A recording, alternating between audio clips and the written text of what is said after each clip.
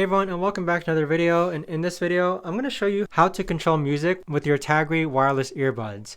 Now this video is going to be particularly useful for individuals who have the Tagry wireless earbuds. How do you actually go ahead and control music? Now with that, first you want to make sure that your Tagry earbuds are connected to a device, and then you want to go ahead and play some music or some sound. Now on either earbud, if you tap on the sensors, which is right over here, so notice where my index fingers are. If you tap on either earbud, that is going to pause or play your song. If you double tap the right earbud, that's going to skip forward to the next song.